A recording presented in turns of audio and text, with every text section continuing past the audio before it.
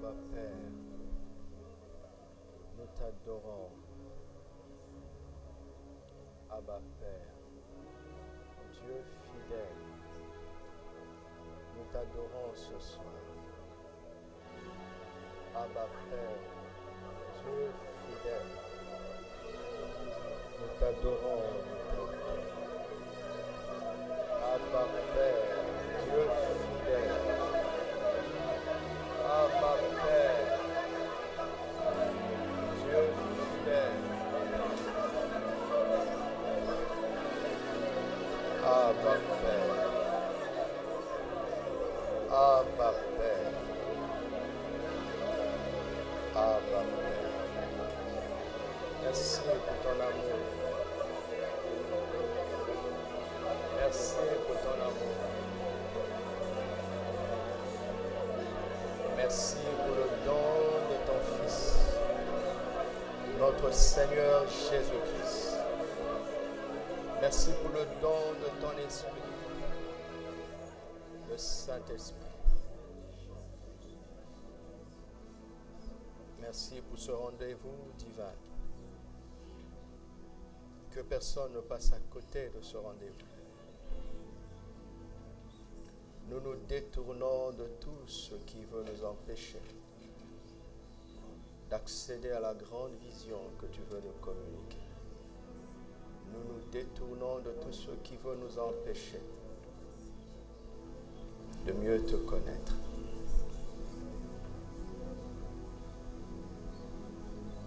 Merci pour le triomphe de la vérité.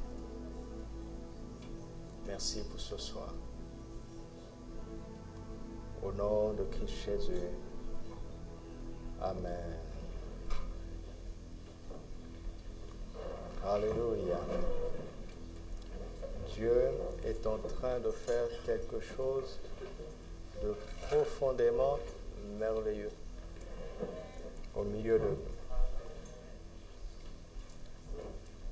Qui a déjà commencé à s'en rendre compte?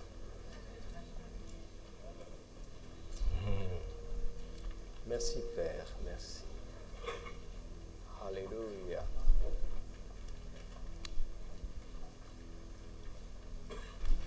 Souhaite une excellente célébration de Christ notre Pâques à quelqu'un.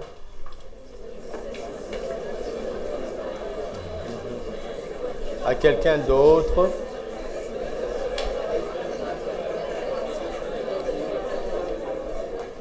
Excellente célébration de Christ notre Pâques à tous ceux qui nous regardent en dehors de Casablanca. Est-ce qu'on peut les saluer? Alléluia. Alors, demande à ton frère ou à ta soeur s'il a apporté son pain sans levain.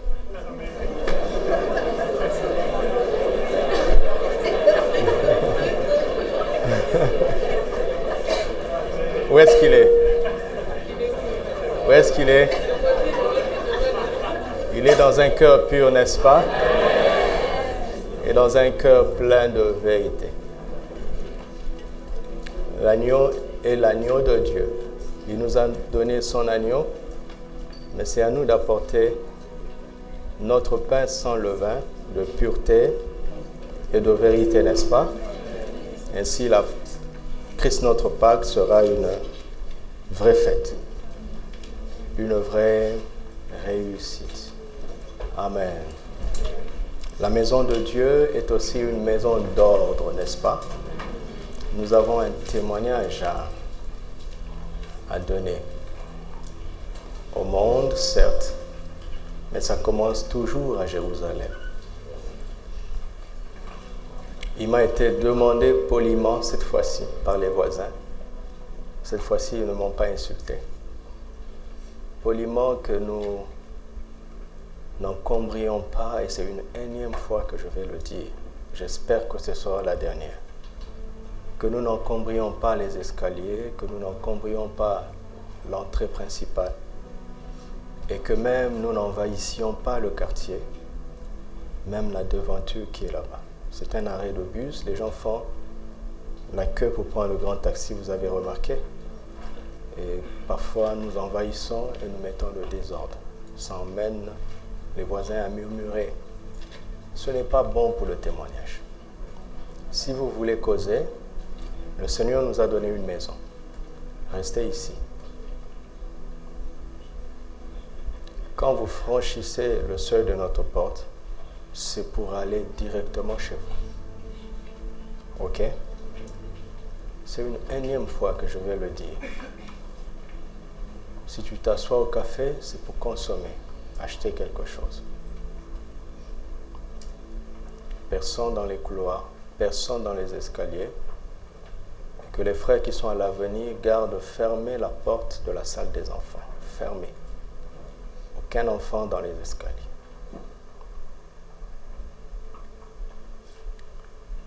Et je demande aux responsables d'y veiller. Nous avions dit, on avait commencé à faire ça, le service d'accueil, de faire asseoir les gens et de le faire sortir avec des instructions. Qui vous a dit d'arrêter? On avait mis en place des frères dehors pour veiller à ça. Qui vous a dit d'arrêter? Qui vous a dit d'arrêter?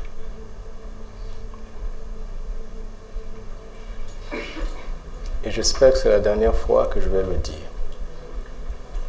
Les pasteurs, ne restez pas bloqués dans vos bureaux. Veillez sur ça. C'est votre rôle en tant que pasteur. Les anciens et les diacres, veillez sur ça. Le témoignage commence par ces petites choses. N'est-ce pas? Ça commence par les petits détails. Si nous heurtons les voisins, ils n'auront pas envie de s'intéresser à ce que nous faisons. Si vous voulez rester causé, le Seigneur nous a donné une maison. Asseyez-vous, restez ici. Donc, on entrera, on sortira dans l'ordre. D'accord? Maintenant que nous sommes diffusés sur Internet, quand il y a des temps de ministère, j'ai vérifié sur les vidéos, j'ai vu que vous l'avez fait, mais je veux le dire pour que certaines personnes soient à l'aise. Ne faites pas de gros plans sur les personnes qui sont touchées par le Seigneur. Pendant le temps de prière, pas de gros plans. On ne doit pas exposer quelqu'un. D'accord? Certaines personnes pourraient être distraites ou avoir peur de laisser le Seigneur les toucher parce que l'image peut aller. Soyez en sécurité. On ne vous filmera pas. Ok? Parce que l'ennemi a trompé certaines personnes hier en insinuant ce genre de pensée. Alors pour vous aider, je le dis. Ils ont l'instruction. Déjà, ils ne l'ont pas fait. J'ai vérifié la vidéo d'hier, donc très bien, merci. Mais pour que l'ennemi ne trompe plus personne, sachez qu'on ne fera jamais de gros plans sur vous. On ne vous exposera jamais. Ok? Très bien. Sachez aussi que être sur Internet, c'est s'exposer. Donc, veillez sur la qualité du chant. Ok? Donc, le samedi, écoutez-vous. Écoutez comment ça sort sur la vidéo et améliorez. Alléluia. Tout cela, on n'a pas peur du jugement des hommes, mais nous voulons proposer quelque chose d'une excellente qualité. Par respect à notre Seigneur. Le nom de Jésus est le nom le plus excellent. Donc il mérite que nous fassions de notre mieux. Alors dis à quelqu'un, bon appétit de la parole. Le triomphe de la vérité et de sa descendance, ou bien de ses descendants. C'est notre troisième sujet. Le triomphe de la vérité et de ses descendants. Alléluia. Jean chapitre 14, verset 6. Jésus nous dit, je suis le chemin, la vérité et la vie. Nul ne vient au Père que par moi. Question, qui est la vérité? La vérité, c'est le Seigneur Jésus-Christ lui-même. Ok? Il est la vérité. Donc, quand nous parlons du triomphe de la vérité, nous parlons du triomphe de qui? Tout simplement. Il est l'incarnation de la vérité. Il est l'expression de la vérité. Il est la révélation de la vérité. Le grand gouverneur romain qui était en Judée du temps de Jésus, Pilate, a posé cette question. Qu'est-ce que la vérité? Si vous consultez les philosophes qui ont modelé la mentalité moderne aujourd'hui, tous les philosophes grecs ont cherché la vérité. Et l'Empire romain qui était assis sur la culture grecque a cherché la vérité. Ils ont cherché deux choses, la vérité et l'immortalité. On appelait César l'immortel, et pourtant,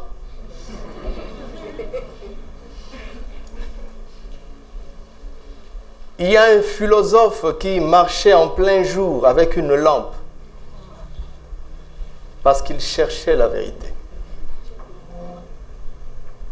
La vérité et l'immortalité. La vérité et l'immortalité sont deux quêtes les plus profondes des hommes. Et Jésus fait une déclaration extraordinaire. Il dit que j'incarne les deux. La vérité que vous cherchez sans la trouver et l'immortalité, cette vie immortelle. Je le suis, Zoé. Alléluia. Mais on ne va pas encore y toucher. Notre conclusion va effleurer la vie pour nous préparer à la suite. Comprenez à quel point nous sommes bénis de connaître Jésus. Nous avons trouvé la réponse qui a traumatisé toute l'humanité, qui continue de traumatiser toute l'humanité. La vérité. La vérité, c'est donc Jésus. Alléluia. Alors, avançons. 2 Corinthiens 13, verset 8. Lorsque Paul dit, nous n'avons aucune arme, aucune puissance contre la vérité, qu'est-ce qu'il est en train de dire? Il est en train de dire que nous n'avons aucune puissance contre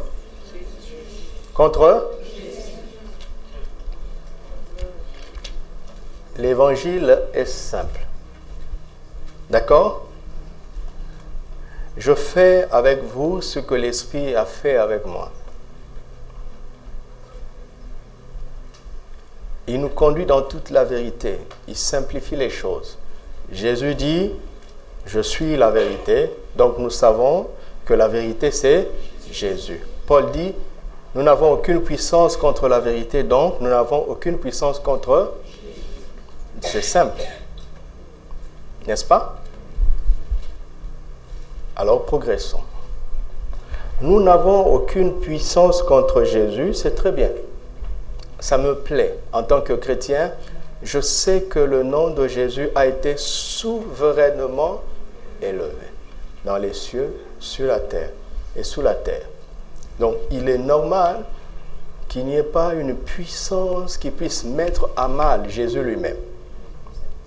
N'est-ce pas? Ça ne me pose aucun problème en tant que chrétien, j'en suis convaincu. Il n'y a aucune puissance contre Jésus. Pourquoi? Parce qu'il dit, tout pouvoir m'a été donné dans les cieux et sur la terre. Il dit, allez, comme nous l'avons vu hier. Quand Dieu dit à Moïse, va.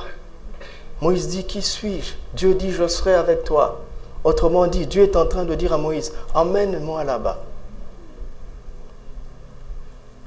Emmène-moi là. Si tu ne bouges pas, je n'y entrerai pas. Je suis un Dieu juste. Je suis un Dieu de l'égalité. Je ne peux pas m'interférer dans les affaires humaines sans qu'un homme ne me le permette. Ok? Alors, après avoir fini sa mission, Jésus a reçu tout pouvoir, où d'abord, dans les cieux et aussi sur la terre. Parce que quand Satan est venu tenter Jésus, il lui a proposé tous les royaumes de la terre, absolument tout, et leur gloire. Ça veut dire que Satan contrôle toutes les royautés de la terre et toute leur gloire. Mais Satan avoue quelque chose, il dit, ils m'ont été remis. Adam, à qui Dieu avait confié la gestion, la domination sur la création, s'est laissé usurper ce pouvoir par la ruse de l'adversaire. Donc, jusqu'à ce que Jésus ne vienne, Satan détenait tous les royaumes et la gloire de la terre. Et il donne une partie de ce pouvoir à quiconque l'adore, à quiconque se prosterne, c'est-à-dire se rabaisse, devient terre à terre pour l'adorer. Parce que se prosterner-là, ce n'est pas proskuneo, ce que nous avons fait ici. C'est pepto, un mauvais mot qui veut dire tu deviens terre à terre. Je veux te rendre plus bas qu'humain. Je veux te bestialiser. Je veux t'animaliser. Je ne sais pas si ça existe. Je veux te rendre comme un animal. Je veux faire de toi un sous-homme et je veux te donner le pouvoir. Quelle bêtise, quelle folie. De vendre sa divinité, sa dignité d'humain pour un pouvoir éphémère, illusoire, remis par un usurpateur en plus. Jésus a refusé. Tout pouvoir lui a été donné dans les cieux et sur la terre. Cela veut dire qu'il a repris le pouvoir entre les mains de ce voleur. Comment? Parce que quand il a rendu l'âme, Philippiens 2, à l'instant où Jésus a rendu l'esprit à la croix, à l'instant précis, Papa a déclaré souverainement que le nom de Jésus est élevé où? Dans les cieux et sous la terre. Et je vous l'ai déjà dit, quand Jésus est descendu dans le séjour des morts, il est descendu avec un nom souverain. Et il a humilié Satan. Il a humilié. Il a dépouillé les dominations, les autorités. Il a repris les clés de la mort et du séjour des morts. Et quand il remonte de la terre, il va au ciel. Il se fait investir de l'autorité absolue au ciel. Et le ciel lui dit, tu as aussi tout pouvoir sur la terre. Donc maintenant sur la terre, tout pouvoir est entre les mains de Jésus. Amen.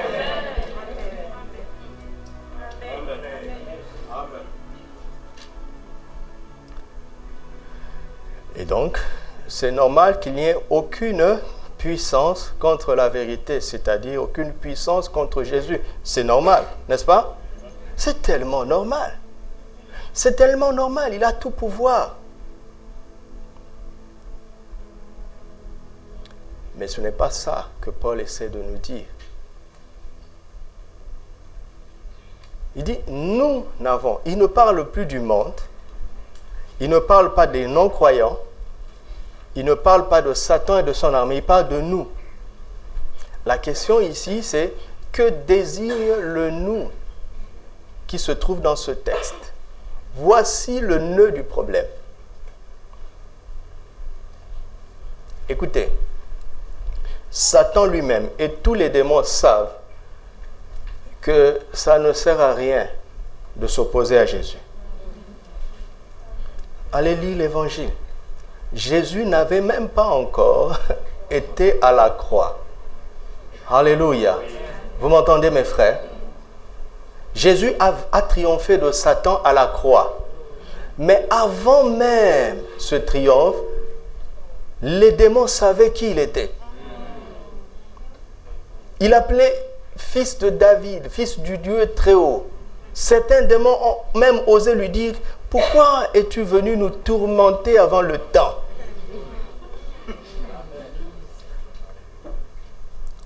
La Bible dit qu'il ne permettait pas aux démons de parler parce qu'ils le connaissaient. Écoutez, Satan et tous les démons savent tellement qui est Jésus. C'est comme les souris. Ils savent tellement qui est un chat. Ils n'ont pas besoin d'aller à l'école. Mais toi, tu peux douter de l'autorité de ton chat dans ta maison remplie de souris. Voici ce que Paul essaie de nous dire. Il dit, le problème se trouve dans le nous. Dans le nous. Le monde spirituel sait qui est Jésus. Le monde spirituel n'ose pas combattre la vérité. C'est pour cela qu'il est dit dans 1 Timothée 3, verset 15, que l'Église est la colonne et l'appui de la vérité. Satan et le monde ne peuvent résister, entre guillemets, je parle à la manière des hommes. Ils peuvent envisager de résister, entre guillemets, à la vérité dans la mesure où ceux qui sont mandatés pour manifester la puissance irrésistible de la vérité en doute. C'est le nous. Nous n'avons aucune puissance contre la.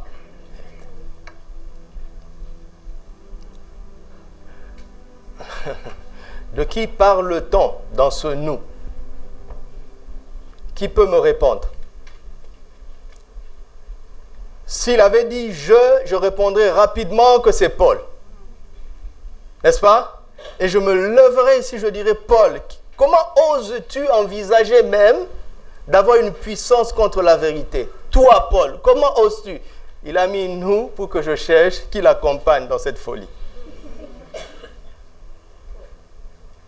Il est possible qu'il y ait quelqu'un parmi nous qui soit inclus dans ce nous.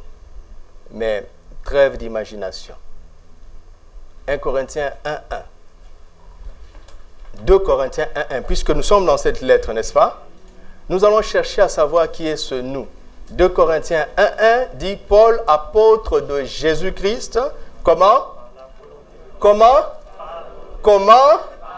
Pourquoi il précise ça? Pourquoi il ne s'arrête pas à dire Paul, apôtre de Jésus-Christ? Pourquoi? Parce que certains se disent apôtres et ne le sont pas. Ils sont apôtres par la volonté de quelqu'un d'autre que Jésus-Christ. Il y a plusieurs mois, en plein dimanche, un monsieur, je dis bien un monsieur, vous comprendrez pourquoi je dis monsieur, est venu en plein culte. En plein culte, j'étais déjà en train de prêcher. Et il a demandé au service d'accueil de demander à ce qu'on arrête tout pour le faire entrer. Pourquoi? Parce que, dit-il, il est un apôtre. Vous ne savez pas ce qui se passe dans ce monde. On vous couvre, on vous protège. La sœur bienheureuse a été la victime, elle peut vous témoigner. Elle a été notre paratonnerre ce jour-là, heureusement.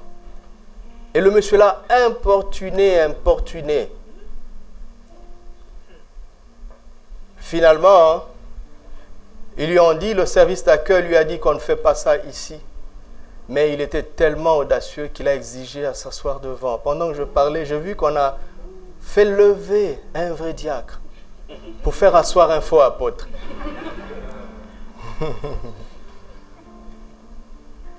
Et à la fin, il a tenu à me voir. Il est entré dans le bureau. Première chose, il commence d'abord par te flatter. Passe la pommade. Il a commencé à me combler d'éloges. De faux éloges. Nous avons le discernement. Il s'est présenté apôtre tant. Et il m'a dit, la semaine prochaine, organise un séminaire. En plus, il me donne des ordres. Bon, pour faire court, je lui ai dit que je ne ferai pas ça. Et il n'a pas voulu partir. Il dit, mais pourquoi tu ne feras pas ça? Je dis, mais quel impoli ce gars. En plus, il est mal éduqué, quoi. Humainement, déjà, il n'a pas de bonne manière. Alors, j'ai commencé à parler à mon boss dans mon esprit. J'ai compris que non seulement il est mal éduqué, mais c'est un agent du diable. Alors, je lui ai parlé avec autorité. D'esprit en esprit, on se comprend. Je lui ai dit, monsieur, je ne le ferai pas. Mais là, tu as entendu ma voix, mais le démon derrière a eu chaud. Il s'est levé. J'ai désigné un frère que je savais qu'il ne pouvait pas manipuler parce qu'il voulait des informations sur la vie. Je lui ai dit, accompagne-le. Mais j'ai soigneusement choisi un frère dont je savais qu'il ne pouvait pas manipuler. Et le gars est sorti, a commencé à dire, il m'a insulté. Et il lui a dit, mais votre pasteur, il est dur, on ne peut pas l'avoir. Vous avez entendu ce qu'il a dit? On ne peut pas l'avoir.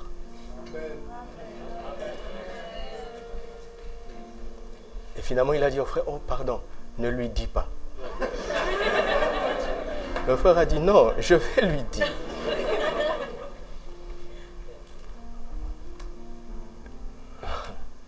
Les gens comme ça, quand tu lui donnes de la place, Jésus sort. Ouais. Jésus vraiment sort. Vous avez vu les visées célestes que nous avons eues. Donc, n'est pas apôtre qui dit qu'il est apôtre. N'est pas prophète qui dit qu'il est prophète. N'est pas pasteur qui dit qu'il est pasteur. N'est pas évangéliste qui dit qu'il est évangéliste. N'est pas docteur qui dit qu'il est docteur. On l'est parce que le boss nous a choisis. Il a fait de nous ses captifs. Pour le bien de son troupeau qu'il aime tant. Si précieux, si cher à ses yeux. Ce qui est beau, c'est que cette autorité concerne un apôtre de Jésus-Christ par la volonté de Dieu. Je dis, oui, mais c'est normal. Un vrai apôtre ne peut qu'avoir de l'autorité, n'est-ce pas? Mais lisez la suite. Et qui? Donc un vrai frère aussi ne peut qu'avoir de l'autorité. D'emblée, ce nous concerne deux personnes. Un apôtre de Jésus-Christ et un frère de Jésus-Christ. D'emblée, n'est-ce pas? Est-ce que c'est fini? D'emblée, ça concerne aussi qui? L'Église de Dieu et tous les...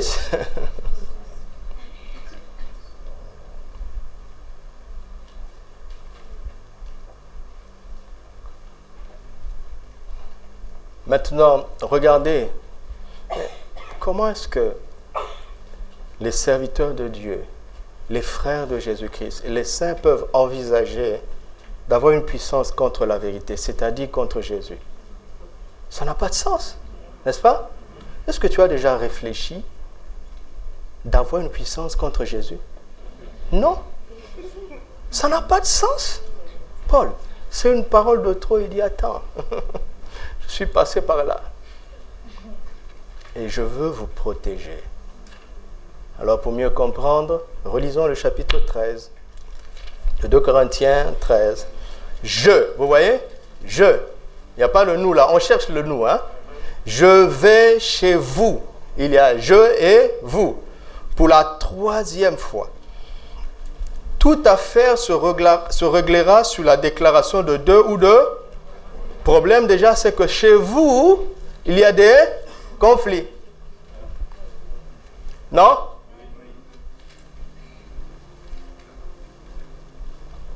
Vous prétendez être l'église du Seigneur. Un endroit où doit régner l'amour, mais il y a des conflits parmi vous.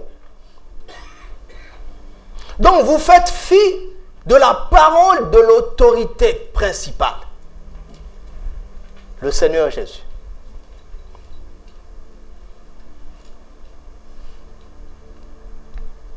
Verset 2. Lorsque j'étais présent pour la seconde fois, j'ai déjà dit, et aujourd'hui que je suis absent, je dis encore d'avance à ceux qui ont Ce sont des chrétiens.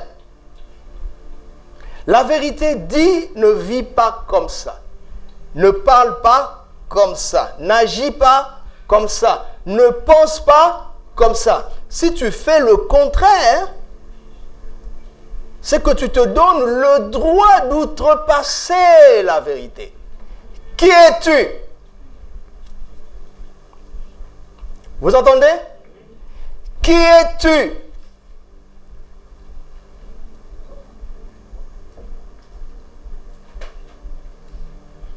Verset 3. Puisque vous cherchez une preuve que Christ parle par moi, lui qui n'est pas faible, vous voyez, l'idée vient déjà. Parce que faire volontairement le contraire de la vérité, c'est s'imaginer qu'il y a une faiblesse dans la vérité. Non?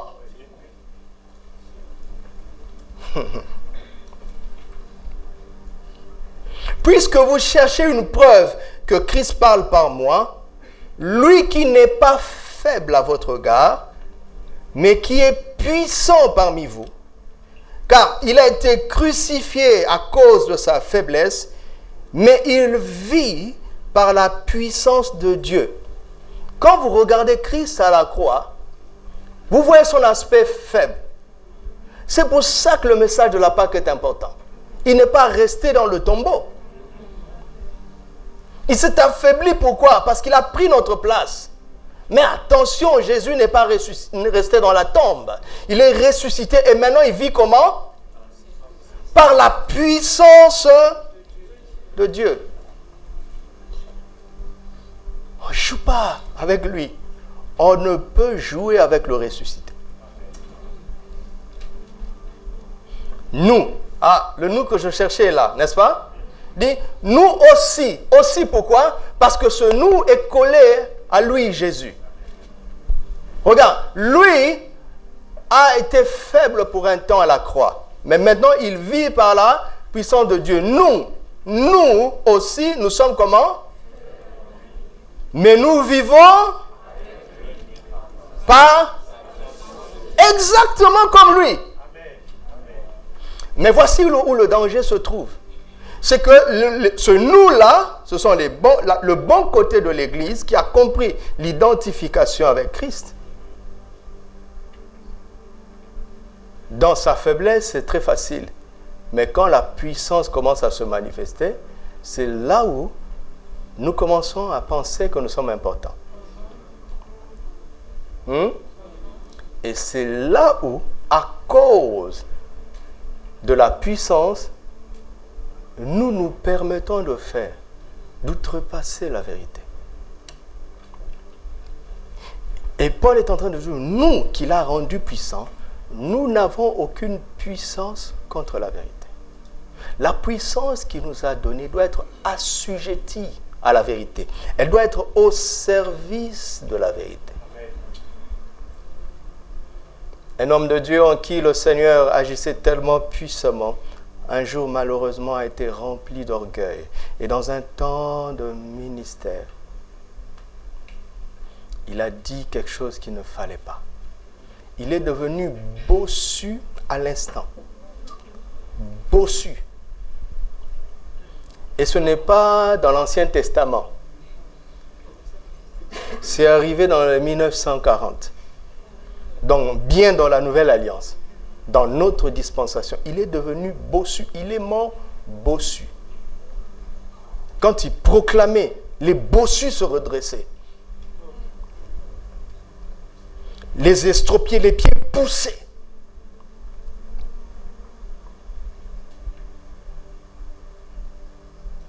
Tellement puissant qu'il a cru qu'il aurait pu utiliser cette puissance contre la vérité. Folie. Vous entendez?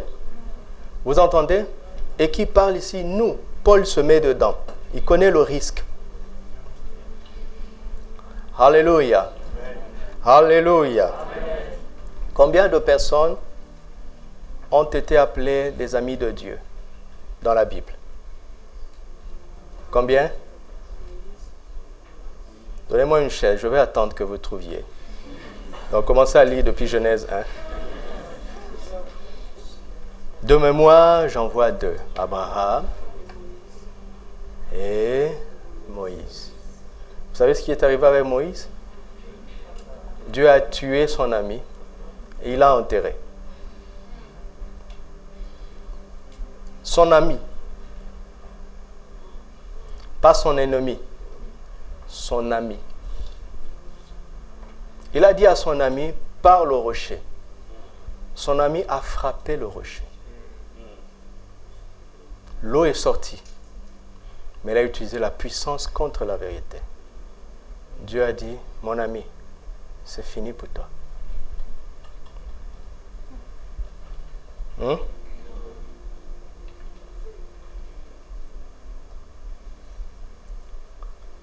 Pourquoi je parle comme ça? Parce que ce que Dieu va faire avec nous, vous n'en avez pas l'idée. Je n'ai pas dit avec moi. Tous ceux qui sont collés avec moi vont le vivre. Amen. Et je vous l'assure. Mais attention.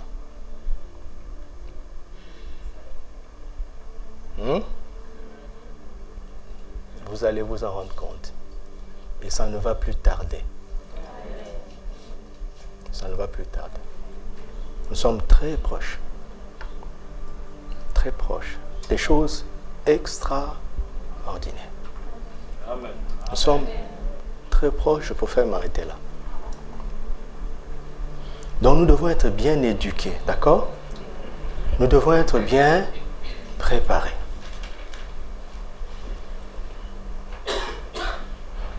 Vous savez, la puissance est quelque chose de très sensible. Par exemple, dans les pays où il y a l'arme nucléaire, on ne donne pas le code à une seule personne. Vous savez ça? Jamais. Il faut qu'il y ait des mesures de sécurité. Mon père a été un grand responsable d'une administration très importante. Et cette administration avait un coffre-fort. Et quand mon père était le directeur de cette administration, pendant la guerre, j'ai découvert qu'il n'avait pas tout le code du coffre. Parce que quand la guerre est arrivée, il fallait sécuriser les choses les plus importantes de l'administration. Et c'est ce jour-là que j'ai accompagné papa avec les militaires à la cave. Une chambre forte. Il y avait 3 personnes qui avaient 3 parties du code. Personne ne connaissait le code de l'autre. Parce qu'on ne peut pas tout mettre entre les mains d'une seule personne. Mais papa a eu tellement confiance en Jésus qu'il lui a tout donné. Lui. Mais pas toi, ni moi. Pas moi en tout cas. Si tu veux tout prendre, courage, prends.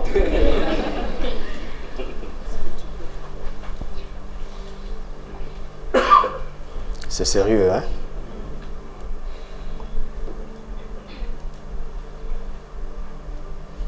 Alors, verset 5. Examinez-vous vous-même pour savoir si vous êtes dans la foi. Éprouvez-vous vous-même. Ne reconnaissez-vous pas que Jésus-Christ est en vous? À moins peut-être que vous soyez réprouvés, c'est-à-dire désapprouvé, donc rejeté. Christ peut être en quelqu'un et cette personne peut finir par être désapprouvée, reprouvée, rejetée. Ça veut dire que Christ va sortir de lui.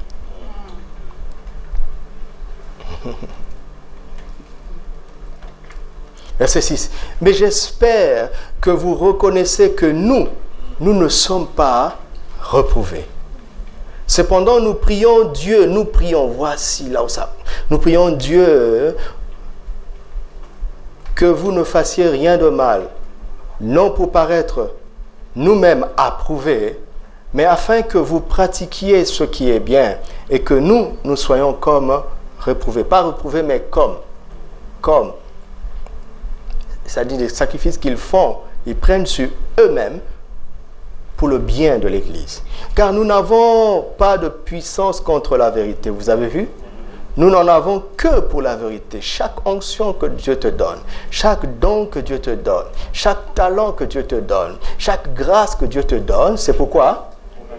C'est pour que tu l'utilises pour la promotion de la vérité. Amen. Chaque denier, chaque dirham, parce que l'argent aussi est un pouvoir. L'argent est une puissance. Chaque denier que Dieu te donne, c'est pour... Amen. Nous nous réjouissons lorsque nous sommes faibles, tandis que vous êtes forts. Et ce que nous demandons dans nos prières, c'est votre perfectionnement. C'est pour ça que je suis là. C'est mon sujet de prière numéro 1 pour toi. Amen. Je veux que tu le saches aujourd'hui. Ce n'est pas que tu trouves du travail. Ce n'est pas que tu te maries ou que tu aies de la promotion ou que tu réussisses. Dans ma liste de prières pour toi, numéro 1, c'est que vous deveniez parfait comme Christ. Amen. Parfait en Christ. Quelqu'un est déçu, il dit, oh, pas besoin de lui présenter mes sujets de prière. 10. C'est pourquoi j'écris ces choses étant absent, afin que présent, je n'ai pas à user de rigueur selon l'autorité que le Seigneur m'a donnée. Pourquoi? Et non pour la destruction. Au reste, frères, soyez dans la joie, perfectionnez-vous, consolez-vous, ayant un même sentiment, vivez en paix, et le Dieu d'amour et de paix sera avec vous. Saluez-vous les uns les autres par un saint baiser. Tous les saints vous saluent.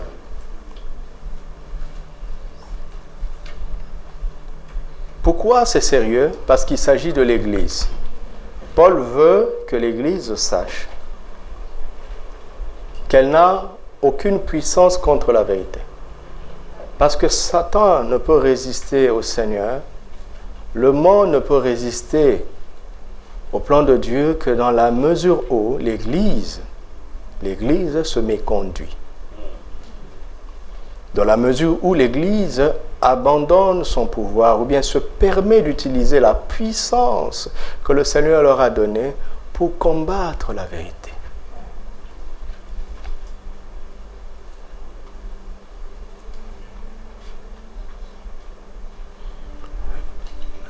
J'ai suivi une émission, une chronique dernièrement qui m'a étonné. On parlait des cyclistes. Ils sont sur le vélo, ils font des kilomètres avant la ligne d'arrivée. Et pendant la Tour de France, il y a des équipes, n'est-ce pas? N'est-ce pas? J'ai jamais compris à quoi ça sert. Pour le cyclisme, il y a une équipe. À quoi? J'ai jamais compris jusqu'à ce jour-là. Chaque équipe a son leader. Chaque équipe travaille pour son leader. Et parfois je regarde, je dis, mais pourquoi celui qui a gagné n'a pas sprinté dès le début? Il attend quand il reste un certain nombre de temps et il sprinte. Et ils m'ont donné l'explication. Ce qui se passe, c'est que il y a un ennemi négligeable, invisible, appelé le vent. Quand tu pédales, tu ne fais pas qu'avancer. Tu es en train d'affronter l'air. C'est tellement négligeable, la résistance de l'air est tellement négligeable que si tu pédales pendant 1 kilomètre, tu ne t'en rendras pas compte. Mais si tu te pédales pendant 40 km, tu comprendras que le vent, c'est quelque chose. Alors, qu'est-ce qu'ils font? Il y a plusieurs stratégies. Soit le champion est à l'intérieur de son équipe et l'équipe avance, donc l'équipe combat l'air pour lui. Il ne subit pas la résistance de l'air. Ça fait qu'au moment du sprint final, il ne sera pas fatigué. Parce que certains auront combattu l'air à sa place. Soit, si son équipe a tellement combattu l'air et qu'il est fatigué, qu'est-ce qu'il va faire? il va aller se mettre derrière un adversaire pour que l'adversaire combatte l'air à sa place. Et comme les adversaires connaissent la stratégie, l'adversaire fait quoi? Il ralentit pour qu'il passe. Vous avez compris maintenant le cyclisme.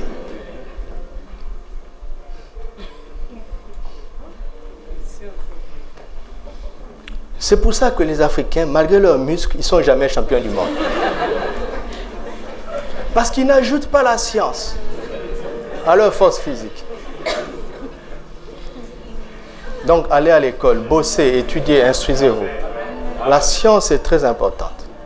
La foi même n'est pas une excuse pour négliger la science. D'accord? Bossez, soyez les meilleurs, lisez. D'accord? Arrêtez de n'écouter que la musique.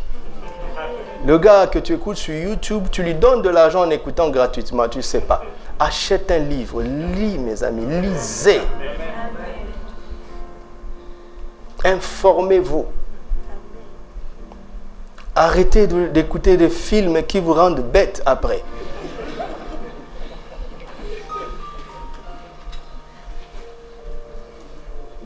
Les sketchs africains là, je ne citerai pas les noms. Ça mérite. Ça n'entrera pas dans ma maison. Mes enfants ne regarderont pas ça. À chaque épisode, ton quotient intellectuel baisse. Je vous assure.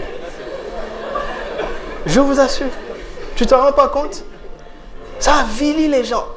Ça abrutit les gens. Il y a des pays même où le président lui-même est bête. Dans ses discours, il parle comme ces gens-là. Bon, fermons la parenthèse. J'ai trouvé une occasion pour vous dire ça. Je suis satisfait.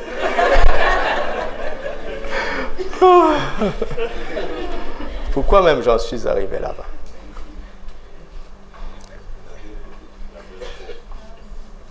Alors, la vérité est un peu comme l'air. C'est un ennemi invisible. Si tu commences à le combattre, dans 120 km, tu vas comprendre qui il est. Tu comprends? Demande aux aviateurs, demande aux pilotes la force de l'air en haut. Demande-leur. Quand tu commences à monter très haut, quand Dieu commence à t'élever, fais attention. Fais en sorte que la vérité devienne ton allié. Il va encore t'élever. C'est ça la force de l'aigle. Il ne combat pas contre le vent. Il ne bat pas les ailes. Il attend le vent et il se laisse emporter. C'est l'oiseau le plus intelligent de tous les oiseaux. Vous voulez connaître l'oiseau le plus bête? Vous voulez le connaître? Vous voulez le connaître? Non, ils ne veulent pas, donc continuons. C'est l'autruche. Il a des ailes, mais il ne vole pas. Vous savez pourquoi l'autruche ne vole pas? Parce qu'il court tellement vite qu'il se dit, ça sert à quoi? Mes ailes ne servent à rien. Comment est-ce que j'ai appris ça? En lisant Job. Tout est dans la Bible. Tu vois? Parfois, les domaines où tu excelles peuvent devenir ta faiblesse. Regarde, Dieu t'a donné un autre talent. Il t'a donné une autre capacité. Gloire à Dieu, autruche, parce que tu cours vite. Mais réfléchis, tu as des ailes. Tu as des ailes, autruche. Sers-toi de tes ailes. Et tu comprendras la puissance du vent. Amen. La vérité est comme le vent. Il est invisible, mais il est là. Alléluia. Alléluia. Alors, 2 Corinthiens 13, 8 suffit pour nous montrer que ça ne sert à rien de combattre la vérité, n'est-ce pas? N'est-ce pas? Donc, la vérité triomphe toujours. Dites avec moi, la vérité triomphe toujours. La vérité triomphe toujours. Jésus triomphe toujours. Jésus triomphe toujours. Mais permettez-moi de vous parler ainsi. Ce n'est pas étonnant que Jésus triomphe. C'est tellement normal. C'est tellement normal. Ce qu'il cherche, c'est que toi et moi puissions triompher comme lui, en lui et avec lui. Amen. Et pour lui. Amen. C'est ce qu'il cherche. Alléluia. Vous êtes avec moi? Amen. Donc, grâce soit rendue à Dieu qui nous fait toujours triompher. Ça devient étrange. Ok? Ça devient étrange. Ce que nous vivons ici, vous avez l'impression que c'est normal. Non, c'est étrange. Sans aide extérieure, nous là, vous et moi, nous arrivons à vivre ceci. C'est étrange. Grâce à Jésus. Il nous appelle, il nous invite ce soir à prendre part à son cortège triomphal. Ok? Et comment prend-on part au cortège triomphal de Dieu? C'est à travers la célébration de la Pâque. C'est l'agneau qui est mort et qui a humilié l'adversaire. Nous allons commencer à le voir demain. Le triomphe de la vérité sur le mensonge. Je vous mets l'eau à la bouche. Et nous rejoignons le cortège triomphal du vainqueur. Nous les plus que vainqueurs. Et c'est tellement simple. C'est David qui a tué Goliath. D'accord? Et grâce à la victoire de David sur Goliath, chaque soldat israélien a attrapé son Philistin. Ok? Pourquoi? Ils n'étaient pas devenus plus forts, mais leurs adversaires leur avaient tourné le dos. Pourquoi? Parce que leur champion est tombé. La guerre est finie. Alors il reste simplement à ramasser les miettes. Quand tu participes au cortège triomphal de Jésus, on le célèbre lui, mais on te célèbre toi aussi. Tu rejoins le camp. Pas le camp de la victoire, mais le camp du vainqueur. Amen.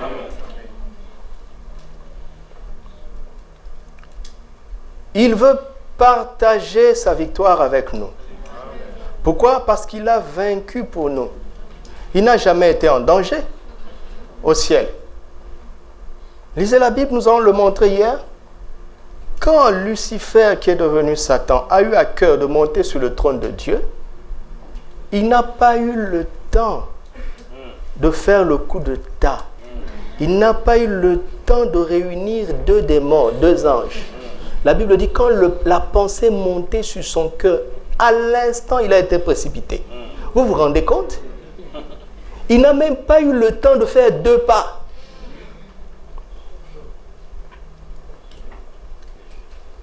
Et pendant qu'il était précipité, il y a eu un combat, une guerre dans le ciel. Et je vais vous expliquer, si j'ai le temps, pour ce qui s'est passé.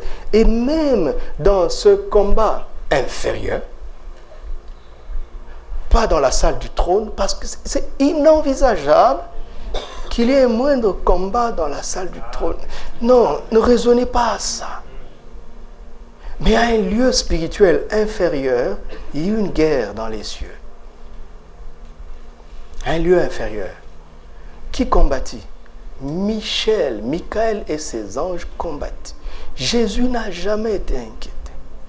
Il n'a pas le temps d'aller combattre ce petit diable. On ne peut pas mettre sur le ring un poids lourd et un poids léger. Dès qu'il fait ça, l'autre tombe. Rien qu'en se chauffant, l'autre tombe. Il n'y a pas le temps. Arrêtez ça, d'accord? Ça énerve le Seigneur. Arrêtez ça. Il n'a jamais été inquiété. Donc quand il est descendu, il n'est pas venu prouver au diable qu'il est...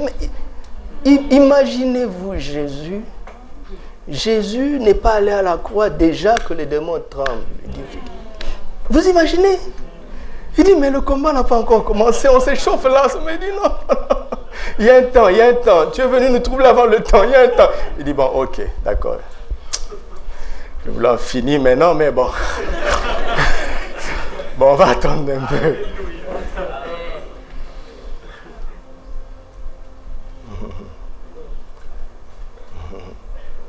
Donc, s'il a triomphé, Satan, c'est pour nous. Maintenant, c'est tellement dommage que celui pour qui il a triomphé vive dans la défaite. C'est tellement dommage. Écoutez, lui, il n'en avait pas besoin. Il a fait ça pour nous et à notre place.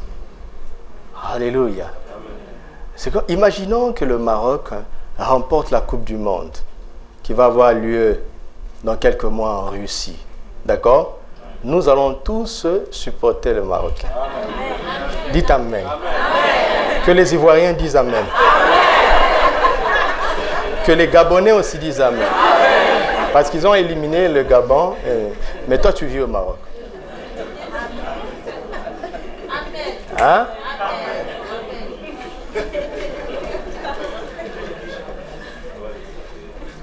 Bon, admettons que cette équipe revienne avec la coupe.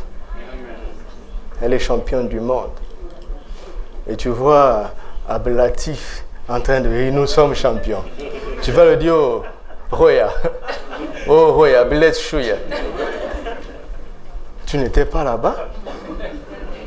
C'est ça? Non, il va dire non. Ils ont combattu pour nous. C'est pas ça? Et ils vont, sans avoir honte, ils vont dire, nous sommes champions. Si on t'avait mis là-bas, est-ce qu'on allait gagner? Non, mais la vie, elle est comme ça. C'est la vie qui est comme ça. Dites avec moi, c'est la vie qui est comme ça. Regarde, s'il y a des gens qui ne sont pas contents de ce que nous croyons, dis-leur, c'est comme ça. Et si les gens disent, mais pourquoi ça n'arrive qu'à toi? Pourquoi ces faveurs, ce grâce? Tu dis, mon ami, c'est la vie comme ça. Quelqu'un a déjà lutté pour moi. Laisse-moi profiter. C'est la vie qui est comme ça, mes amis. Mais les chrétiens n'ont pas compris. Ils luttent encore. Mais non, la vie est comme ça. Et beaucoup de gens ne seront pas contents de toi. Beaucoup de gens vont te jalouser. Mais en fait, s'ils comprenaient la simplicité de l'évangile, ils n'auraient plus besoin de te jalouser. Ils rejoindraient ton camp. Ils ajouteraient leur nom à la liste de ceux qu'on jalouse. Dans la vie, tu as deux choix. Soit tu critiques, soit on te critique. Tu choisis quoi? Ah, tu dis non, moi j'aime pas qu'on me critique. Si tu n'aimes pas qu'on te critique, tu finiras par critiquer. Mais la vie est comme ça. Écoute, Jésus n'avait pas besoin de triompher. Il a triomphé pour nous. D'accord? Alors, rejoignons le cortège triomphal. Chantons comme des vainqueurs. Amen. Dites que nous sommes des champions du monde. Amen.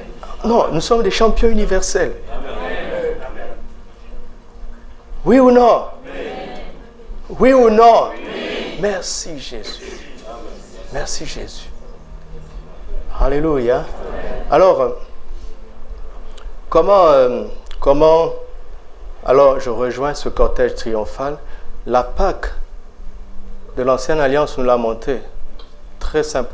La Pâque, c'est la clé spirituelle qui nous donne le droit d'entrer dans le camp, dans le cortège triomphal de l'agneau. Amen. Amen. Amen. La Pâque. Avec nos pains sans levain, de la pureté et de la vérité. Et ce qui est étonnant, Christ, notre Pâque, correspond plutôt à la résurrection.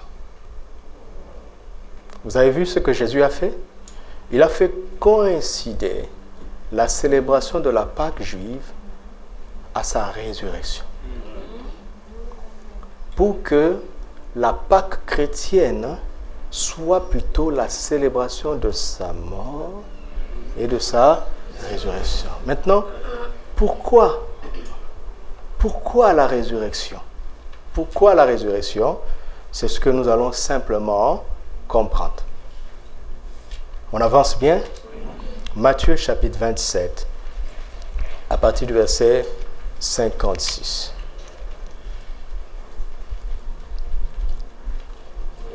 « 57. Le soir étant venu, arriva un homme riche d'Arimathée nommé Joseph, lequel était aussi disciple de Jésus. Il se rendit vers Pilate et demanda le corps de Jésus. Or, Jésus est la vérité. Il ne se rend pas compte qu'il demande le corps de la vérité. Je vous laisse absorber ça. Jésus est la vérité. Donc son corps est le corps de...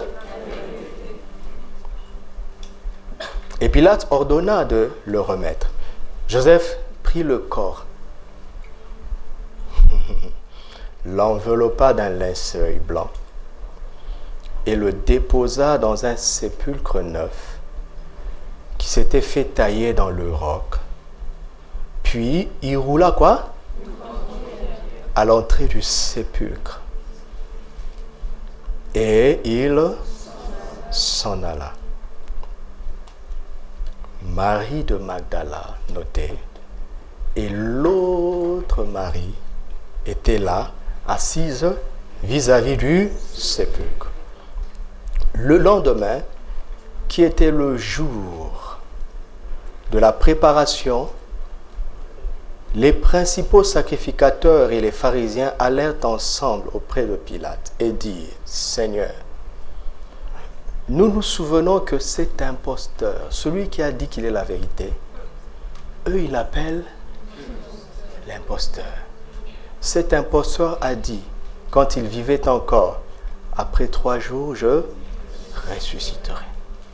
Ordonne donc que le sépulcre soit gardé jusqu'au 3e jour, afin que ses disciples ne viennent pas dérober le corps de la vérité, et dire au peuple, il est ressuscité des morts. Cette dernière imposture serait pire que la première. Pilate leur dit, vous avez une garde, allez, gardez-le comme vous l'entendez. Écoutez, ils s'en allèrent et s'assurèrent du sépulcre au moyen de la garde. Après quoi? Sceller la pierre. Voici le corps de la vérité qui est emprisonné dans une tombe taillée dans le roc. Et dessus, on met une grosse pierre qu'on scelle. La vérité est emprisonnée.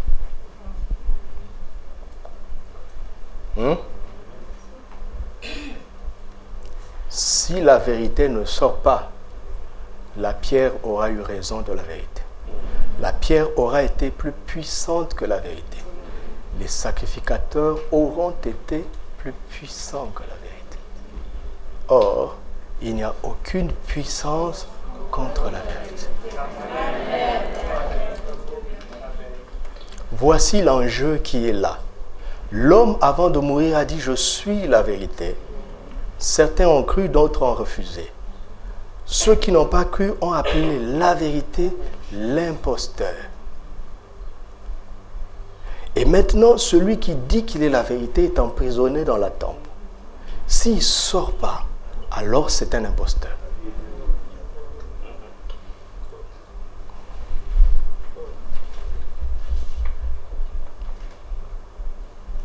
S'il ne sort pas, c'est un imposteur. Vérité ou imposteur? Imposture ou vérité? La pierre doit le prouver.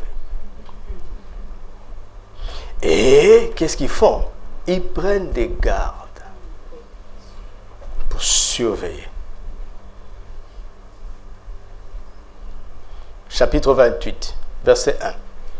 Après le sabbat, c'est-à-dire le 3e jour, comme il avait promis, à l'aube du premier jour de la semaine, Marie de Magdala et l'autre Marie allaient voir le sépulcre parce qu'elles avaient localisé, n'est-ce pas, où on avait enfermé la vérité, le corps de la vérité.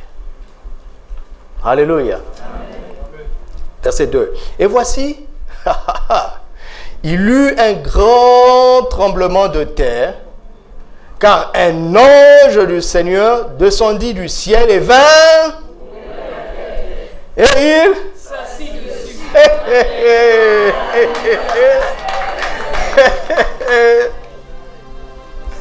Son aspect était comme l'éclair, et son vêtement blanc comme la neige.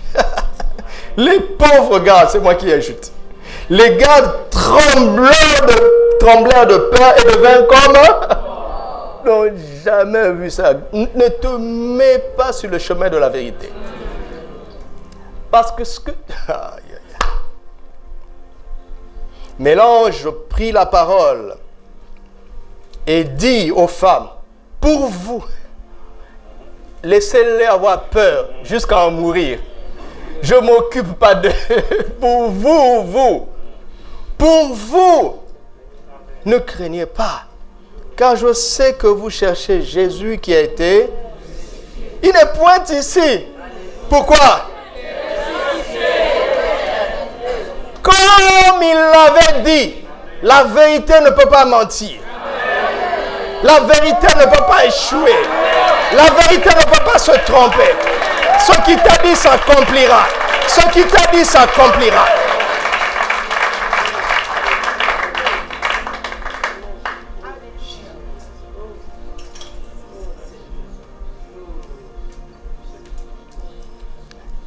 Il n'est point ici, il est ressuscité comme il avait dit.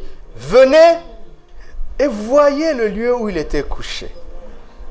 Et allez promptement dire à ses disciples qu'il est ressuscité des morts. Et voici, il vous précède son métro en Galilée. C'est là que vous le... Voici, je vous l'ai dit. Jean chapitre 20.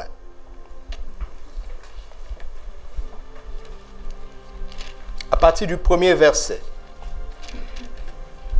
Le premier jour de la semaine, Marie de Magdala se rendit au sépulcre dès le matin, comme il faisait encore obscur. Et elle vit que la pierre était ôtée du sépulcre.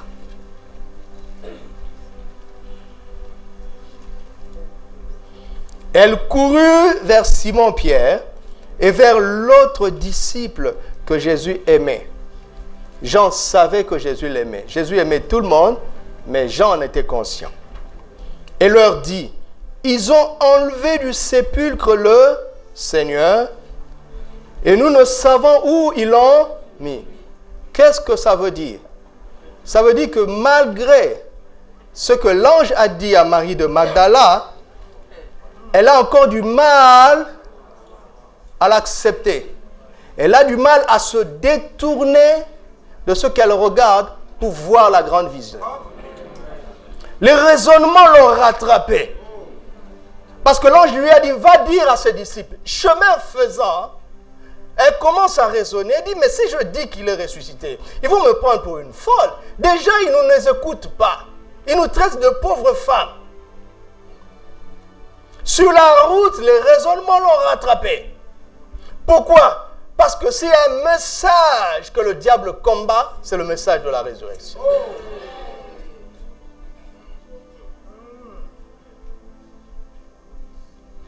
Qu'est-ce qui t'arrive, Marie de Magdala?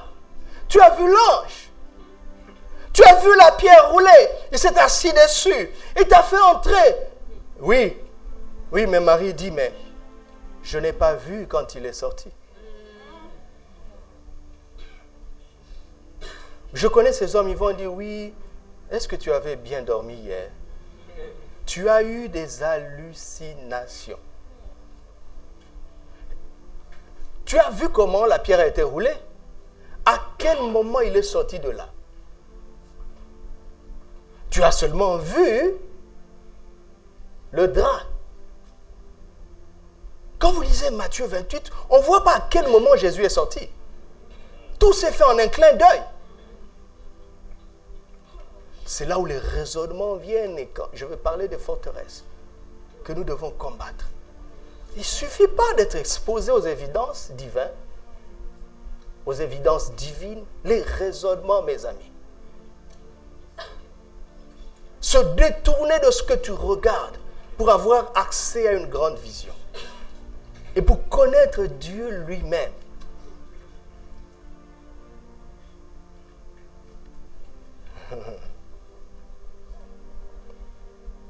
Ils l'ont enlevé du sépulcre, le Seigneur, et nous ne savons où ils l'ont mis. Mais qui ils? Mais regardez les gardes eux-mêmes, ils sont estomaqués. Vous ne pouvez pas dire que ce sont eux qui l'ont enlevé? Regarde, ils sont pétris de peur. Ils n'ont jamais vu ça. Verset 3. Pierre et l'autre disciple sortirent et allèrent au sépulcre. Ils couraient tous deux ensemble, mais l'autre disciple courut plus vite que Pierre. Il arriva le premier au sépulcre. Tout le monde célèbre la foi de Jean ici. Regarde verset 5. S'étant baissé, il vit les bandes. Il vit qui étaient à terre. Cependant, il n'entra pas. Simon-Pierre qui le suivait arriva, entra dans le sépulcre. Il vit les bandes qui étaient à terre, comme Jean. D'accord? Comme Jean. Verset 7. Et le linge qu'on avait mis sur la tête de Jésus, non pas avec les bandes, mais plié dans un lieu à part. Ça veut dire que ça ne s'est pas fait avec précipitation.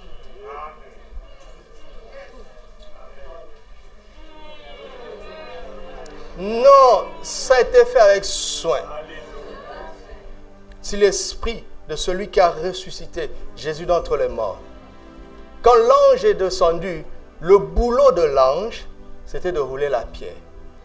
Non, mais Jésus est trop précieux pour que ce soit un ange qui le ramène. Ah non, le Saint-Esprit lui-même est descendu. Jésus était allongé comme ça. Il est revenu à la vie. Le Saint-Esprit a délié lui-même. Ce corps est trop précieux. Il a déballé, il a plié, il a rangé. Il dit allons-y. Et quand tu pars par l'Esprit, tu ne prends pas un chemin naturel. Tu es comme le vent. On ne sait ni d'où tu viens, ni où tu vas, mais on entend le bruit. Plié. Vous voyez, on appelle ça le scénario du crime est là.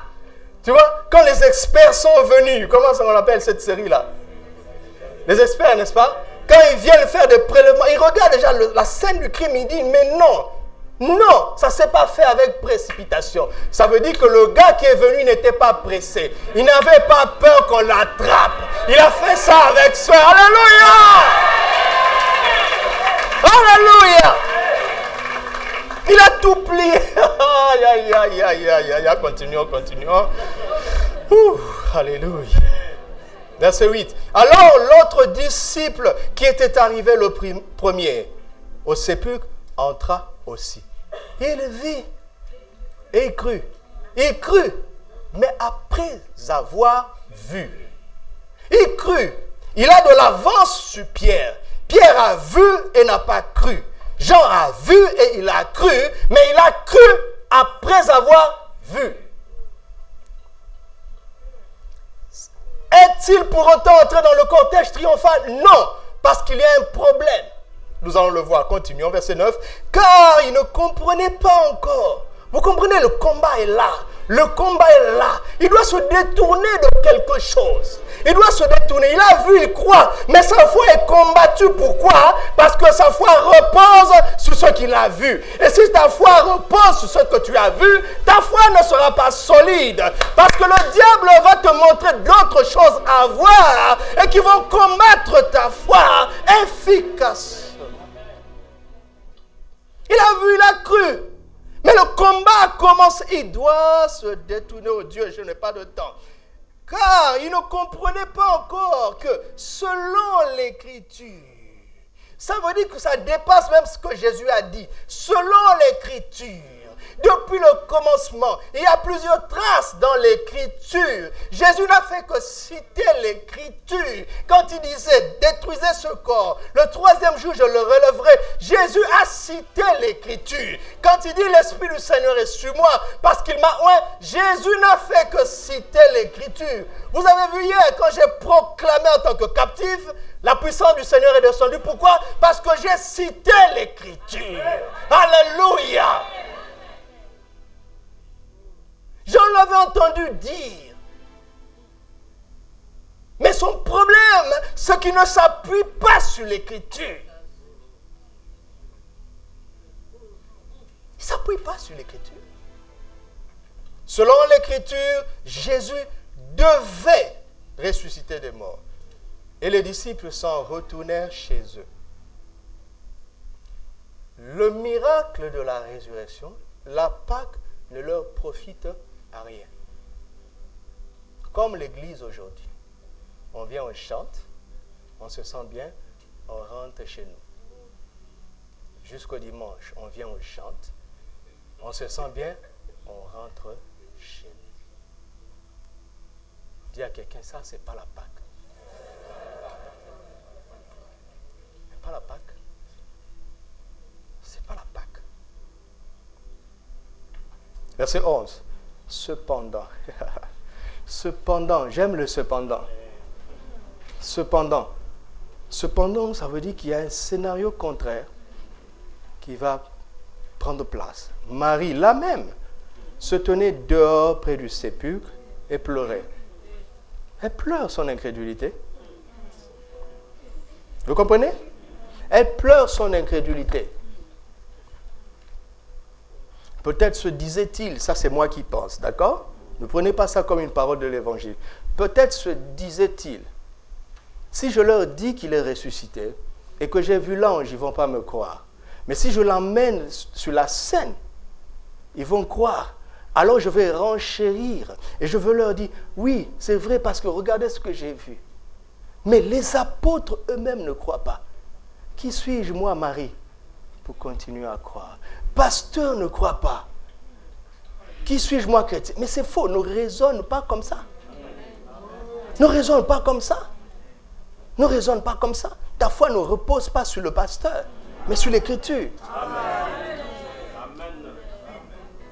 Alors elle pleure. Elle pleure. Comme elle pleurait, elle se baissa pour regarder dans le sépulcre. Parce qu'elle ne l'a pas encore vu. Et elle vit 2 anges vêtus de blanc.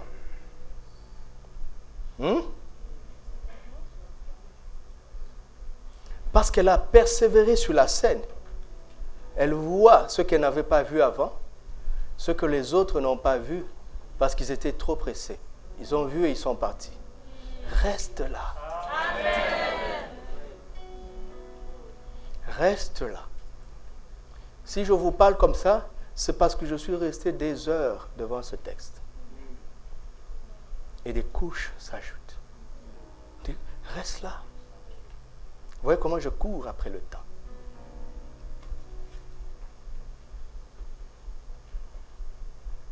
Elle vit 2 anges vêtus de blanc, assis à la place où avait été couché le corps de Jésus.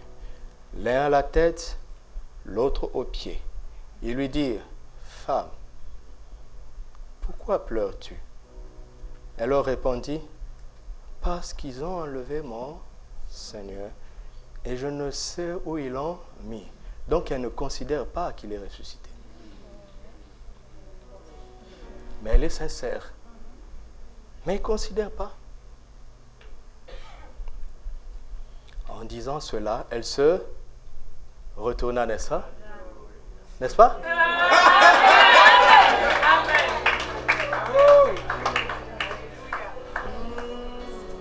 Elle se retourna et elle vit qui? Oh Seigneur, donne-nous la grâce de cette grande vision. Debout, mais elle ne savait pas que c'était Jésus. Jésus lui dit, femme, pourquoi pleures-tu? Qui cherches-tu? Jésus est venu simplement. Il n'est pas venu dans la gloire. Il est venu simplement. Elle, pensant que c'était le jardinier. Vous vous rendez compte? Il est dans la modestie. Il a une apparence de jardinier. Mais attention, c'est le Seigneur de gloire. Celui qui a vaincu la mort. Pourquoi? Parce que Jésus veut l'emmener à une dimension de la foi, pas de la vue, mais de la foi. Pas de la vue, mais de la foi. Oui, vous allez voir, vous allez voir. Seigneur, si c'est toi qui l'as emporté, dis-moi où tu l'as mis. Je le prendrai. Elle aimait ce corps. Elle aimait tellement Jésus. Jésus lui dit, Marie. Elle se retourna encore. Non, écoutez, essayez de comprendre ça sur le plan naturel. Elle regarde les anges et elle se retourna, elle voit Jésus. Maintenant, pour comprendre que c'est Jésus, elle doit se retourner encore. Ce n'est pas géographique. Vous comprenez? Donc, à chaque étape, tu dois abandonner des raisonnements. Et plus tu abandonnes, mieux il se révèle. Plus tu abandonnes, mieux il se révèle. Le diable n'est pas là sur la scène. Je vais vous montrer la place du diable demain. Mais il n'est pas un élément important. C'est un facteur quelque part.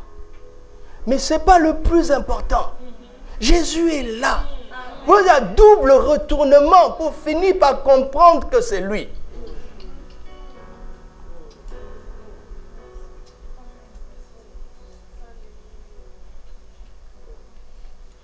Elle se retourna et lui dit en hébreu, Rabboni, maître.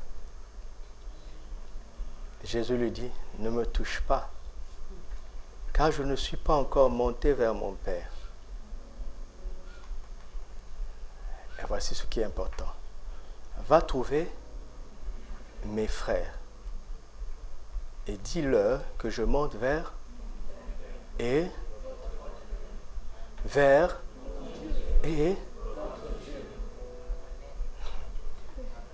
avant de monter, il prend soin de leur dire, ne me touche pas, parce que je veux faire là-bas, voici les implications. Je vous ai dit que je suis la vérité. Si je vous appelle mes frères, vous êtes les frères de la vérité. D'accord? Et vous avez vu comment la vérité a triomphé de cette pierre. Vous êtes mes frères. Mais je vais vers mon Père, celui qui m'a donné la nature de vérité. Et je veux lui dire, papa, à partir d'aujourd'hui, je les ai adoptés comme mes frères. Donc lui, il va vous donner ma nature de vérité. Et quand on va vous mettre dans une tombe, qu'est-ce qui va arriver?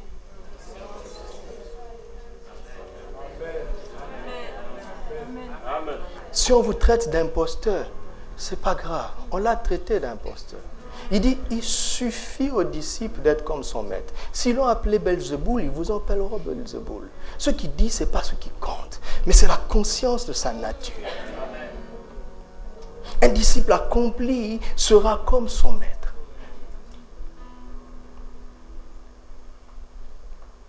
Vous êtes mes frères. Mon Père est votre Père. Celui de qui j'ai reçu la nature va vous donner la même nature qu'il m'a donnée.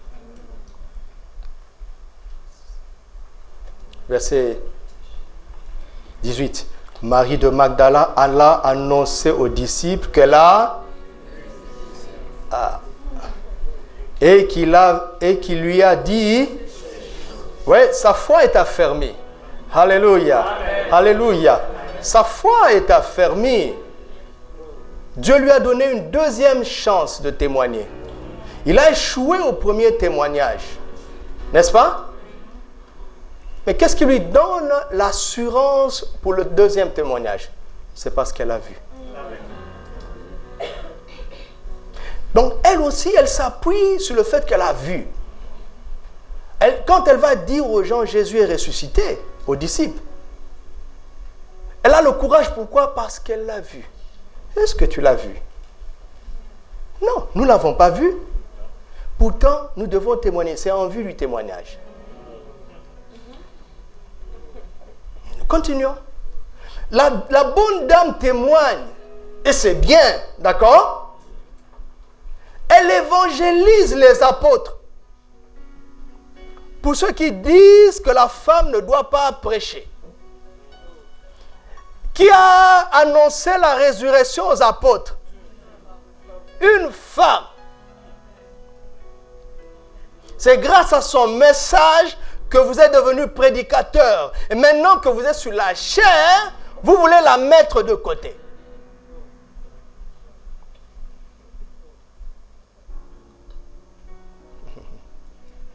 Mais elle a vu. Verset 19.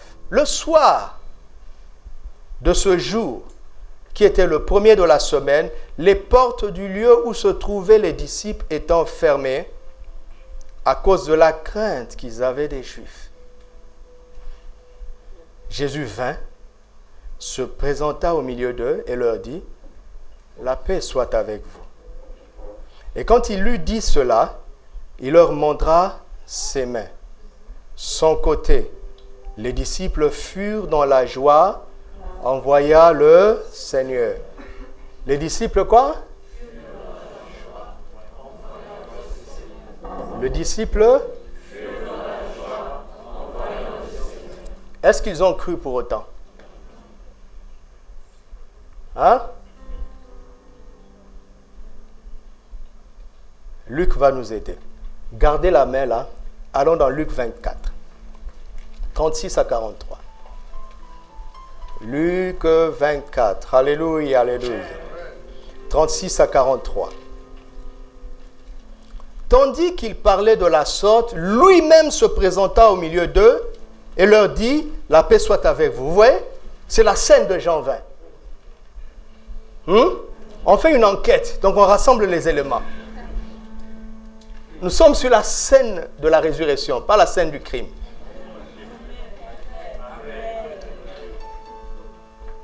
Saisi de frayeur et d'épouvante, ils croyaient voir un esprit. Mais il leur dit, « Pourquoi êtes-vous troublés? Pourquoi pareille pensée s'élève-t-elle dans vos cœurs? Voyez mes mains. » On a vu ça dans Jean 20, n'est-ce pas? « Voyez mes mains et mes pieds, c'est bien moi. Touchez-moi, touchez. Voyez, un esprit n'a ni chair ni os, comme vous voyez que j'ai. » Mais ça ne suffit toujours pas. Ça ne suffit pas. En disant cela, il leur montra ses mains et ses pieds. Comme dans leur joie. Vous avez vu qu'ils furent dans la joie. Ils furent dans la joie là-bas, n'est-ce pas? Qu'est-ce qui a suivi cette joie? Comme dans leur joie, ils ne croyaient point encore. Vous comprenez? Donc la joie de Jean 20 ne te trompe pas. Cette joie n'a pas produit la foi.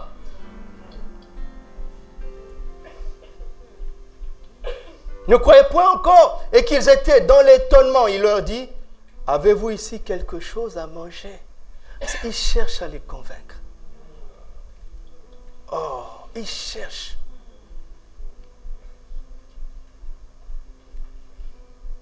42, ils lui présentèrent du poisson rôti et un rayon de miel. Il en prit et il en mangea devant eux. Puis il leur dit, « C'est là ce que je vous disais lorsque j'étais encore avec vous. Mais vous ne croyez pas. qu'il fallait que s'accomplisse tout ce qui est écrit. Toujours une connexion avec les Écritures. Verset 45. Alors, il leur ouvrit l'esprit pour qu'ils fassent quoi? Les Écritures. Pourquoi il est en train de faire ça? Pourquoi? Pourquoi il tient à ce qu'ils comprennent les Écritures alors que lui, ils l'ont vu? Pourquoi? Pourquoi j'insiste? Pourquoi? Revenons dans Jean 20.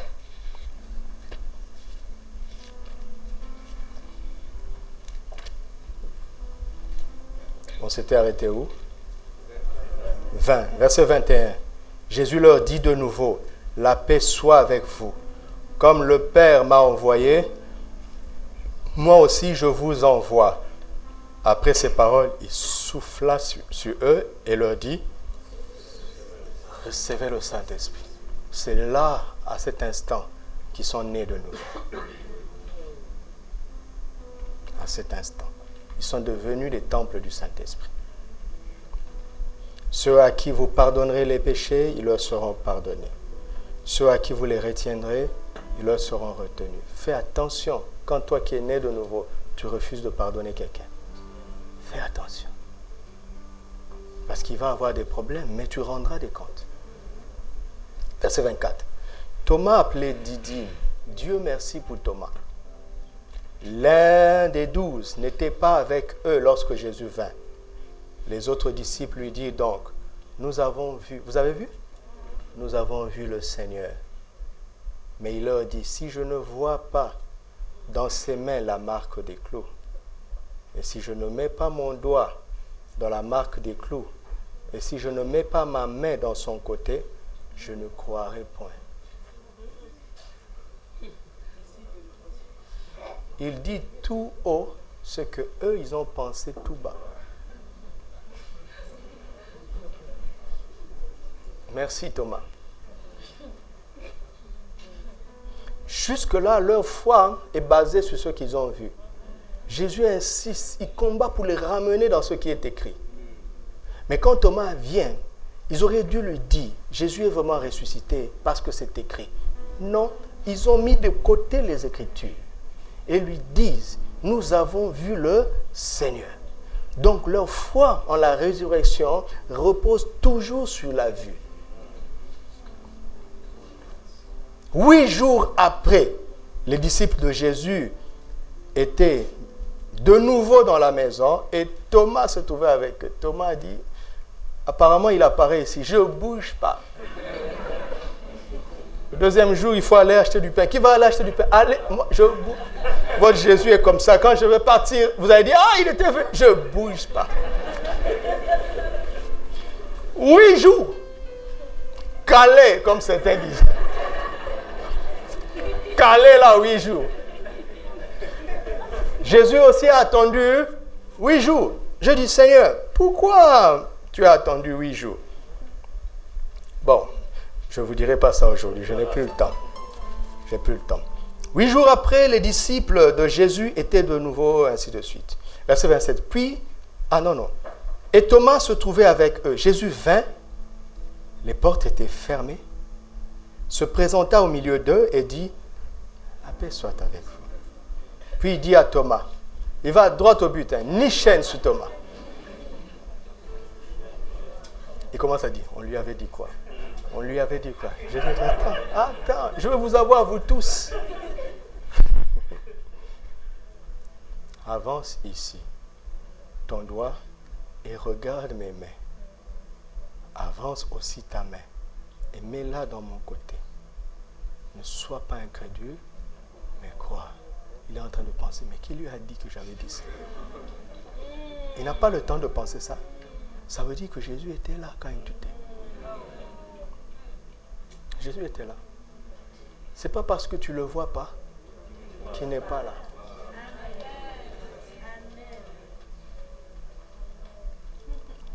Verset 28.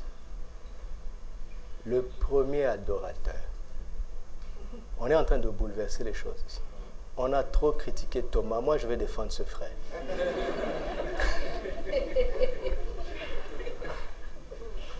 Est-ce qu'eux, ils ont dit ce que Thomas va dire?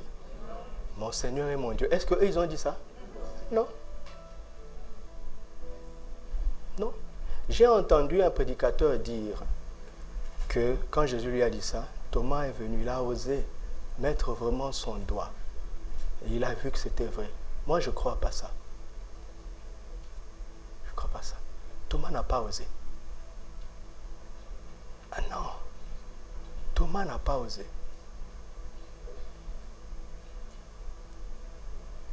Et ce prédicateur dit que Jésus a dit à Marie, ne me touche pas, car je ne suis pas encore monté vers mon Père. Mais ici, c'est 8 jours après, n'est-ce pas?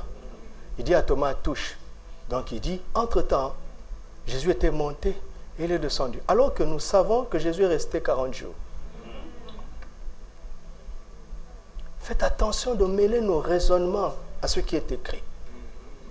Thomas n'a pas osé toucher.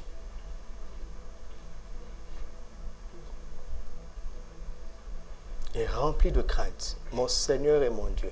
Donc l'adoration, ce n'est pas un jeu. Ce n'est pas un jeu. Si ça ne vient pas du cœur, laisse tomber. Ce n'est pas un jeu. Il dit, parce que tu m'as vu, tu as cru. Heureux ceux. Il ne lui dit pas heureux tu seras quand tu auras cru sans avoir vu. Jésus ramasse tout le monde ici. Heureux ceux qui ont, c'est nous. C'est nous. C'est nous. Pourquoi? Maintenant, regardez. Maintenant, le comble est ici. Jésus a fait encore, en présence de ses disciples, beaucoup d'autres miracles qui ne sont pas écrits dans ce livre. Mais ces choses ont été écrites afin que vous croyiez que Jésus est le Christ, le Fils de Dieu, et qu'en croyant, vous ayez la vie en croyant à ce qui est écrit.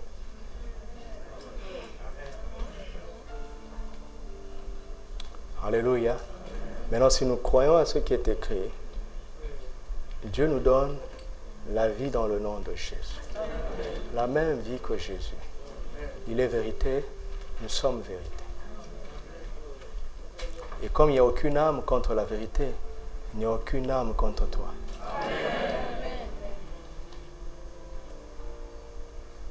C'est pas difficile, d'accord?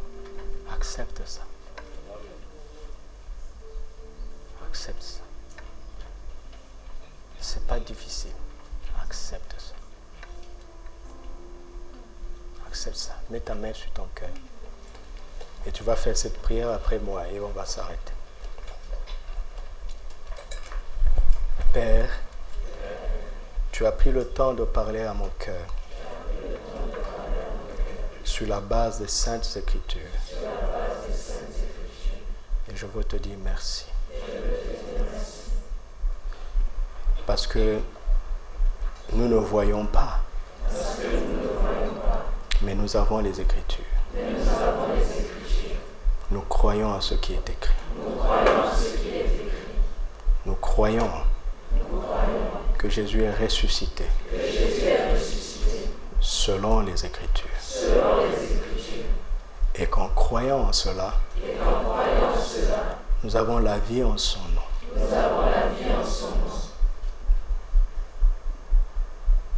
Nous sommes maintenant les frères de Jésus. Dieu est notre Père. Lui qui avait donné cette nature à Jésus. Il nous donne la même nature. Nous prenons part à la nature de Jésus, qui est la vérité. Nous sommes la vérité. En Christ Jésus. Comme il n'y a aucune puissance contre la vérité, il n'y a aucune puissance contre nous. Parce que nous sommes en Christ, qui est la vérité. Nous te rendons rendons grâce, Père. Parce que nous prenons part aujourd'hui au cortège triomphal de Jésus la vérité. Et nous triomphons en lui, avec lui et pour lui. Nous te rendons grâce parce que tu nous fais toujours triompher. En Christ Jésus. Nous te disons merci. De tout notre cœur. Abba Père. Au nom de Jésus. Amen.